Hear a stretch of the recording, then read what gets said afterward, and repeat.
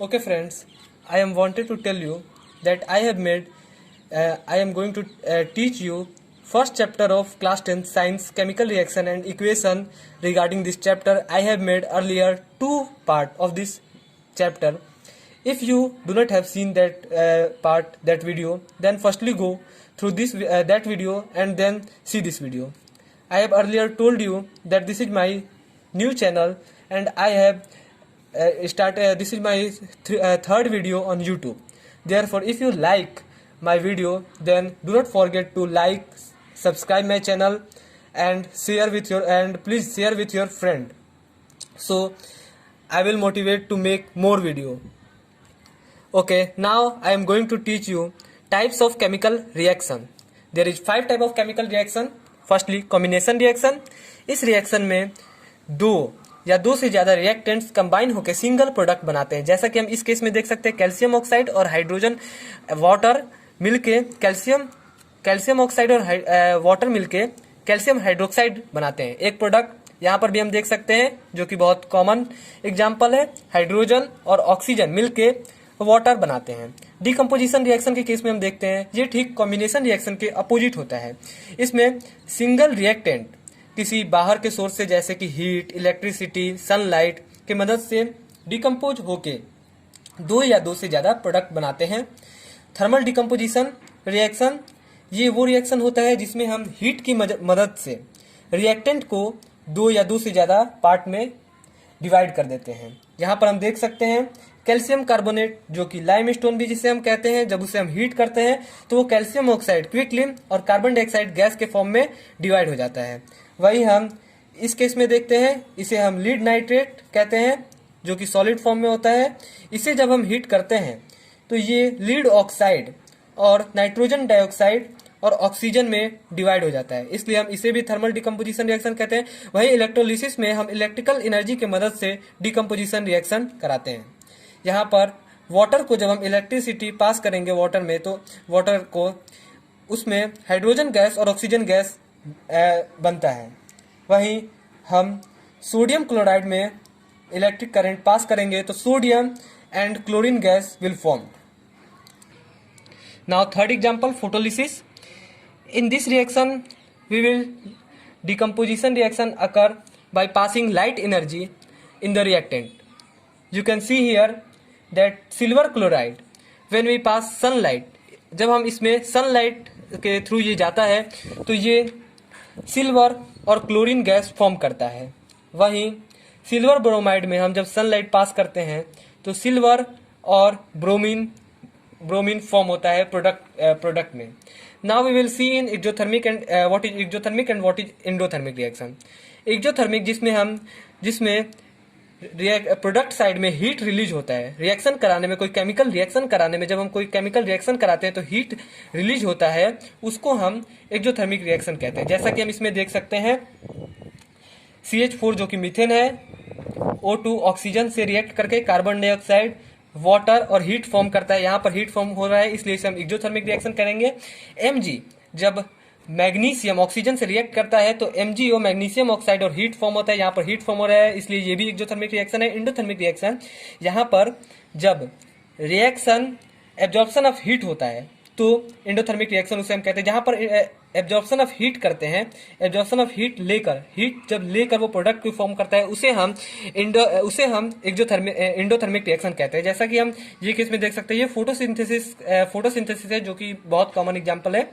जब 6CO2 + 12H2O में sunlight पास होता है क्लोरोफिल के प्रेजेंस में, तब C6H12O6 और 6O2 और 6H2O फॉर्म होता है। यहाँ पर सनलाइट एब्जॉर्ब हो रहा है तब जाके ये प्रोडक्ट बन रहे हैं, इसलिए ये एंडोथर्मिक रिएक्शन में आता है। यहाँ पर हीट एब्जॉर्ब हो रहा है तब जाके प्रोडक्ट बन रहे हैं, इसलिए ये भी एंडोथर्मिक रिएक्शन में आएगा। Displacement reaction, when a more reactive element, जब कोई ज्यादा रिएक्टिव एलिमेंट कम रिएक्टिव एलिमेंट को डिस्प्लेस करके, कंपाउंड में डिस्प्लेस करके लेस रिएक्टिव एलिमेंट को डिस्प्लेस कर दे, उसे हम डिस्प्लेसमेंट रिएक्शन करते हैं। जब कोई भी रिएक्शन में ज्यादा रिएक्टिव एलिमेंट कम रिएक्टिव एलिमेंट को डिस्प्लेस कर देता है कंपाउंड में, उसे हम डिस्प्लेसमेंट रिएक्शन कहते हैं। Okay, now we will see, before starting displacement reaction and double displacement reaction, which is come inside the displacement reaction, firstly we will learn this chart. Okay, here you can see, here जो ऊपर वाला होता है वो नीचे, ऊपर वाले जितने जाते रहते हैं वो हाई रिएक्टिव होते जाते हैं और नीचे वाले को वो हमेशा डिस्प्लेस करते हैं। जैसे एजी एयू को डिस्प्लेस कर देगा। कोई अगर कंपाउंड में एजी प्लस मान लो कोई भी कंपाउंड है, अगर हम उसमें एयू किसी कंपाउंड में और एजी अलग से, एजी जो जिसे जो सिल्वर होता है तो सिल्वर एयू को डिस्प्लेस कर देगा। एयू गोल्ड होता है, एजी सिल्वर होता है, H G C U copper होता है, एच हाइड्रोजन होता है जो कि नॉन मेटल है बट वो मेटल की कितनी प्रॉपर्टी शो करती है, इसलिए ये मेटल रिएक्टिव सीरीज में उसे डाला गया है। पीबी जो कि लीड है, एफई जो कि आयरन है, जेडएन जो कि जिंक है, एएल एल्यूमिनियम है, एमजी मैग्नीशियम है, सीए कैल्शियम, एनए सोडियम, के potassium. Here you will see in the below side least reactive, upper side most reactive. This is the metal reactive series, and you can see here Fe when iron react with CuSO4, then here you can see Fe and Cu is below side, therefore Cu is least reactive. Therefore Fe react with this and displace Cu. क्योंकि ये नीचे side है तो ऊपर वाला मैंने आपको बता रखा है कि नीचे वाले को डिस्प्लेस कर देता है, इसलिए FeCuSO4 को डिस्प्लेस करेगा और FeSO4 और Cu इधर फॉर्म हो जाएगा। क्योंकि Cu लेस रिएक्टिव है, वही Mg प्लस Cu के केस में देखें तो Mg देख रहे हैं हम यहाँ पर है और Cu फिर से यहाँ पर इसके नीचे है तो ये भी डिस्प्लेस कर देगा MgSO4 plus Cu। I think this is clear. And there is some also thing like in non metal case we can see FCl Br and I. Here is also like this, less reactive. I am giving you one example. Cl2 plus 2KBr. When this is formed, then you can see Br is below side. Therefore 2KCl plus Br2. Okay. Now you can easily do displacement reaction question and do displacement reaction. Okay, now we will see single displacement reaction and double displacement reaction. In single displacement reaction, you can see it is a type of chemical reaction where an element reacts with a compound and takes the place of another element in that compound is called single displacement reaction. Here you can see AB plus C. C is more reactive, then C is take the place of AB and CB plus A. Therefore, this is called a single displacement reaction. Here this is displace this and take, like in Zn plus CuSO4. I have you have seen the before this chart. You will, if you remember that chart, then this is very easy for you, that zinc will displace Cu and ZnSO4 plus Cu will form, and Fe plus CuSO4, then Fe react with CuSO4 and displace it and form this thing. Now you will see in double displacement. Okay, in double displacement reaction, two different ions or group of atom in the reactant molecule are displaced by each other.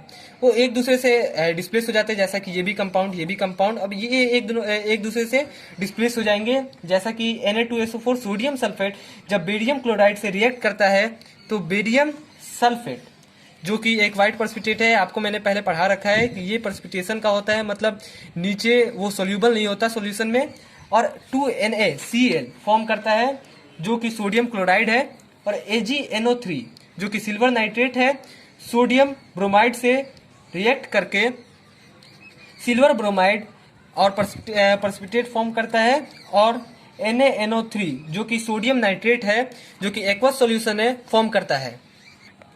Oxidation reaction, now we will see oxidation and reduction reaction. This is our last reaction and here जिसमें oxygen add होता है उसे हम oxidation कहते हैं। जैसा कि इस केस में आप देख सकते हैं ऑक्सीजन ऐड हो रहा है, this is oxidation reaction, this is also oxidation reaction because in H2S which is hydrogen sulfide, in this oxygen is added to become to form sulfur product and hydrogen oxide product. And here also the process in इसमें loss electron का loss भी होता है। एक example हम लेंगे electron loss होने का, जैसे कि जिंक है, जिंक में जब हम Zn2++2 फॉर्म होगा, ऐसे रिएक्शन को भी हम ऑक्सीडेशन रिएक्शन कहते हैं। The process in which a substance loss electrons वहीं रिडक्शन रिएक्शन में हम देखेंगे जिसमें हाइड्रोजन गेन होता है और लॉस ऑफ ऑक्सीजन होता है। जैसा कि हम इस केस में देख रहे हैं, ऑक्सीजन यहाँ से लॉस हुआ है, इसलिए इसे हम रिडक्शन रिएक्शन कहेंगे। और यहाँ पर हाइड्रोजन ऐड हुआ है, हमने दो केस देखा है, हाइड्रोजन ऐड हो या ऑक्सीजन लॉस हो, उसे हम रिडक्शन रिएक्शन कहते हैं। यहाँ पर हाइड्रोजन ऐड हो रहा है, इसलिए इसे हम रिडक्शन रिएक्शन कहेंगे। यहाँ पर अगर वो गेन करे इलेक्ट्रॉन्स तो उसे भी हम रिडक्शन रिएक्शन कहते हैं। ठीक उसका उल्टा हो जाएगा, Zn2 plus 2e, 2 electron add, तो Zn जिंक फॉर्म होगा। वही रिडॉक्स रिएक्शन, दूसरी reaction in which oxidation and reduction take place simultaneously, जिसमें रिडक्शन और ऑक्सीडेशन दोनों रिएक्शन हो, उसे हम रिडॉक्स रिएक्शन कहते हैं। जैसा कि यहाँ पर आप देख रहे हैं ऑक्सीजन ऐड हो रहा है इसमें, इसलिए ऑक्सीडेशन रिएक्शन। यहाँ पर रिडक्शन हो रहा है, ऑक्सीजन रिमूव हो रहा है, इसलिए reduction reaction, this is called a redox reaction. Here also MnO, यहाँ पर ऑक्सीजन हट रहा है, इसलिए इसे कहेंगे हम रिडक्शन रिएक्शन। और यहाँ पर ऑक्सीजन जुड़ेगा इसमें, यहाँ पर हाइड्रोजन रिमूव हो रहा है, हाइड्रोजन रिमूव हो या ऑक्सीजन हाइड्रोजन गेन हो या फिर ऑक्सीजन रिमूव हो, वैसे रिएक्शन को हम वैसे जहाँ पर हाइड्रोजन रिमूव हो उसे हम ऑक्सीडेशन रिएक्शन कहते हैं। यहाँ पर आप देख सकते हैं जैसा कि इसमें हाइड्रोजन रिमूव हुआ है, इसलिए हम इसे ऑक्सीडेशन रिएक्शन कहेंगे। यहाँ पर रिडक्शन ऑक्सीडेशन दोनों हुआ है, इसलिए हम इसे रिडॉक्स रिएक्शन कहते हैं। अब कुछ टर्म्स आपको और याद रखना चाहिए, जैसे कि ऑक्सीडाइज्ड। ऑक्सीडाइज्ड किसे कहते हैं? जो सब्सटेंस रिएक्शन के टाइम पर ऑक्सीजन गेन करे उसे हम ऑक्सीडाइज कहते हैं, और जो सब्सटेंस ऑक्सीजन लूज करे, ऑक्सीजन को छोड़ दे, उसे हम रिड्यूस्ड कहते हैं। जैसा कि इसमें ऑक्सीजन इसने छोड़ दिया, इसे हम रिड्यूस करेंगे। और अगर वो ऑक्सीजन गेन करेगा, जैसे कि इसने ऑक्सीजन गेन किया है तो इसे हम ऑक्सीडाइज कहेंगे, इसने ऑक्सीजन लूज किया है तो इसे हम रिड्यूस्ड कहेंगे। और ऑक्सीडाइजिंग एजेंट और रिड्यूसिंग एजेंट भी होता है, जैसे कि ये रिएक्टेंट साइड ही होता है। जैसे इसमें ऑक्सीडाइजिंग एजेंट ये हो गया क्योंकि इसकी वजह से इसमें ऑक्सीजन छोड़ दिया इसने, और इसमें ऑक्सीडेशन जो कराता है उसे हम ऑक्सीडाइज कहते हैं। जैसा कि now you can see here that ये रिड्यूसिंग एजेंट है, क्योंकि ये रिडक्शन करा रहा है इसलिए हम रिड्यूसिंग एजेंट इसे कहेंगे।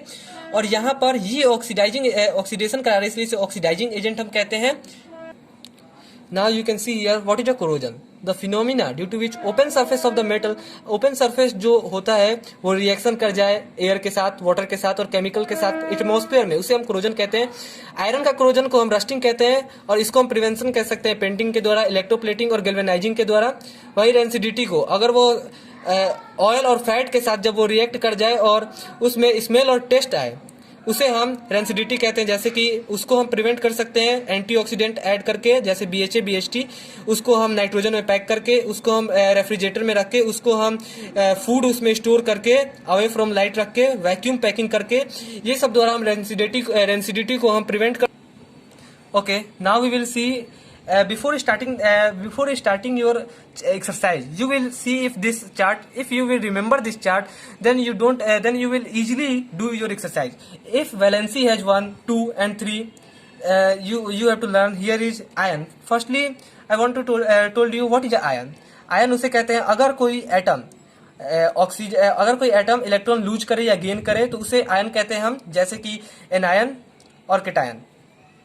और केटायन इलेक्ट्रॉन्स लेते हैं और एनायन इलेक्ट्रॉन देते हैं, जैसे कि सोडियम के केस में Na+1, यहाँ पर 1 वैलेंसी इसलिए K+, इसने 1 इलेक्ट्रॉन दिए हैं, K+, potassium, silver Ag+, Cu+, और मैग्नीशियम Mg2+, Ca2+, ये सब है। आपको ये सब याद करने की जरूरत है, अगर आप याद कर लेंगे तो आप इजीली इसे सॉल्व कर सकते हैं। जैसे कि मैग्नीशियम, हम यहाँ पर अब एग्जांपल ले लेंगे, मैग्नीशियम Mg2+, तो Mg हम लिखेंगे, यहाँ पर 2 वैलेंसी है तो 2 लिख देंगे। और वहीं हाइड्रोक्साइड, तो अब हम इसमें हाइड्रोक्साइड यहाँ पर है तो OH निगेटिव, OH यहाँ पर ले लेंगे 1 वैलेंसी, इसे हम ऐसे मल्टीप्लाई कर देंगे तो Mg को हम 1 से मल्टीप्लाई करेंगे, Mg आ जाएगा OH, तो OH दोनों कैपिटल लेटर में, इसलिए हम इसे ब्रैकेट में कर देंगे और यहाँ पर 2 से मल्टीप्लाई करके हम इसे 2 लिख देंगे। Ca और CO3, देन यहाँ पर 2 दोनों जगह है तो 2 दोनों आपस में कट जाएंगे, और Ca2 CO3 2, देन ये 2 आपस में कट जाएंगे और Ca CO3। अब मैं आपको एक चीज बात बताना चाहूंगा कि Ca हमेशा ऐसे लिखते हैं, एक छोटा लेटर होता है, ए कहीं भी ऐसे नहीं लिखते। इसमें कैल्शियम में Ca हमेशा ऐसे फॉर्म में लिखते हैं। अब मैं आपको बताना चाहूंगा कि जो एटम्स होते हैं उनके न्यूक्लियस में, एटम्स के न्यूक्लियस में प्रोटॉन और न्यूट्रॉन होता है, जबकि इलेक्ट्रॉन्स उसके ऑर्बिट में घूमते रहते हैं, जिसे हम इलेक्ट्रॉनिक कॉन्फ़िगरेशन कहते हैं, जिसके आउटर साइड में 2 या 8 होना चाहिए आउटर मोस्ट में। उसे हम वही एटम के केस में होता है, प्रोटॉन्स प्लस रखते हैं और इलेक्ट्रॉन्स माइनस रखते हैं, माइनस साइन। और उनकी स्टेबिलिटी करने के लिए आउटर मोस्ट में 8 या 2 होना चाहिए। और न्यूक्लियस में ही प्रोटॉन और न्यूट्रॉन रहते हैं। और एटॉमिक नंबर किसे कहते हैं? एटॉमिक नंबर उसे कहते हैं, एटॉमिक नंबर प्रोटॉन्स की संख्या और इलेक्ट्रॉन्स की संख्या को एटॉमिक नंबर कहते हैं। और अगर कोई एटम इलेक्ट्रॉन लूज करता है तो प्लस का साइन लगता है, और इलेक्ट्रॉन गेन करता है तो माइनस का साइन लगता है। ओके,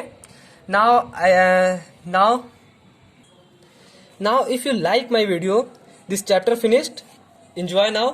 मुझे आप पर पूरा भरोसा है, अगर आपने इस चैप्टर को, मेरे वीडियो को आसानी से अगर आपने पूरे ध्यान से पढ़ा है, then you don't need to in this chapter regarding this chapter you don't need to go through any other video. You can trust me. If you seen my video properly, then you don't need to go through any video. And if you like more video like this, then please like and subscribe and share with your friend. So this will motivate me to make more video, and comment which chapter in 10th class you want more video, which chapter of 10th class you want more video. Do not forget to like. Now enjoy. Chapter is finished. Okay, best of luck for your board examination and do well. Now I know that अगर आपने अच्छे से video देखा है तो आप जरूर पक्का अच्छा ही करेंगे. Okay, bye. Do not forget to like, subscribe my channel. Okay, bye.